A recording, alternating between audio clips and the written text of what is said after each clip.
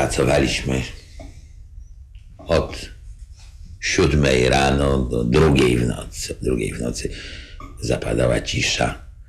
Policja postawiła jeden samochód z jednej strony pod oknem, z drugiej strony pod oknem. Schodzili po podwórku, obstawiali nas, ale nie zatrzymywali.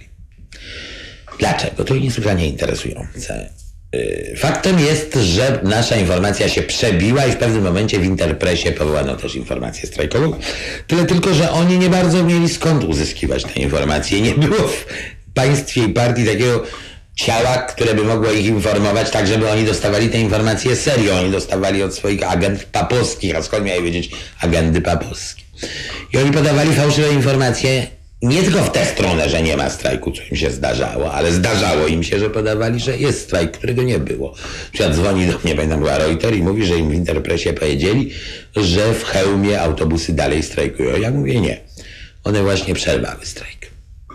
Na to powiada, i z taką pewnością mówi, ale dzwonię do Lublina i mówię, koniecznie trzeba z tym Chełmem coś, bo to coś z tymi autobusami nie w porządku.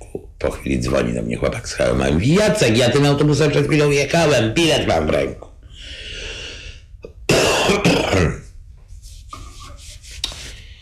I tu, no właśnie Lublin. I to w dodatku, tak jakby ktoś ten scenariusz napisał.